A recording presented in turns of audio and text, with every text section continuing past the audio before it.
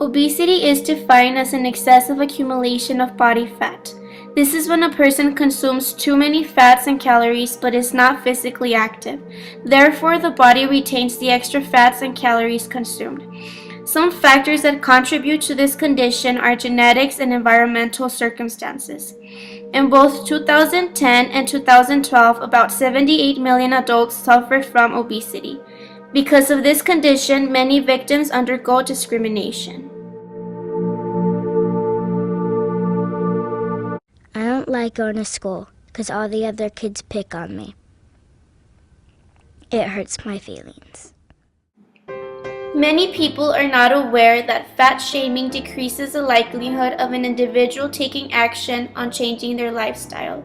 As a matter of fact, it does the opposite. Science is finally catching up to what body image bloggers have been saying for years. Fat shaming does not help people lose weight. In fact, it does just the opposite. Several studies are showing evidence that bullying people about their weight will actually make them gain more. The research team in one study found that overweight people who faced weight discrimination were over 2 times more likely to become obese by the end of the study. And participants who were obese when the study began had experienced weight discrimination were 3 times more likely to still be obese.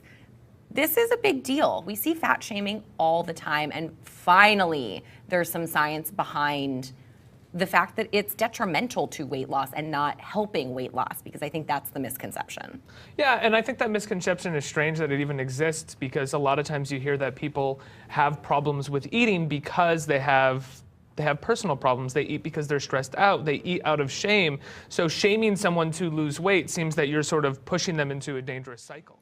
Making fun of people's physical appearance by calling them names or making indirect comments only leads them into feeling shame and embarrassment. This then builds a type of guilt, and this is where the vicious cycle begins. Every time a person feels guilty, it produces a type of anxiety. Anxiety then builds stress or depression, which yields to overeating. Dealing with the depression, what helps me feel better is eating. And then I eat, and then I beat myself up and feel crappy all over again, and then it's like a vicious cycle. So it's hard. It's like there's all this shame, and it's tough. It's really tough. At 5 feet 4 inches tall, Kimberly Floyd weighed 240 pounds. Food became the automatic way that I dealt with any emotion. If I was mad, I ate. If I was sad, I ate. If I was bored, I ate. If I was tired, I ate. That was the solution for everything. Emotional eating is something that's very common in my patients. So, for example, many people will eat because they're feeling stressed or they're feeling depressed, and many people use food as something to help fill a certain void in their life.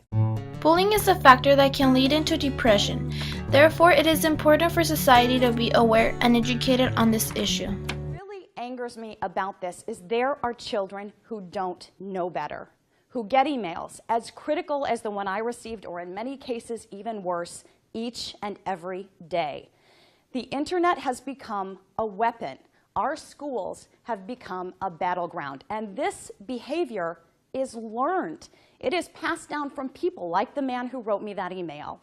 If you are at home and you are talking about the fat news lady, guess what? Your children are probably going to go to school and call someone fat. We need to teach our kids how to be kind, not critical, and we need to do that by example. So many of you have come to my defense over the past 4 days. I am literally overwhelmed by your words. To my colleagues and my friends from today and from years ago, my family, my amazing husband, and so many of you out there that I will probably never have the opportunity to meet, I will never be able to thank you enough for your words of support and for taking a stand against this bully. We are better than that email. We are better than the bullies that would try to take us down. And I leave you with this. To all of the children out there who feel lost, who are struggling with your weight, with the color of your skin, your sexual preference, your disability, even the acne on your face, listen to me right now. Do not let your self-worth be defined by bullies. Learn from my experience that the cruel words of one are nothing compared to the shouts of many. We'll be right back. It is important to raise awareness against fat shaming and bullying. By taking action against this issue, people that are overweight will no longer feel ashamed, but will feel the support of the people around them. The best way to encourage a person to be physically active and make healthy nutritional decisions is by having a group of friends and family that join them in this effort.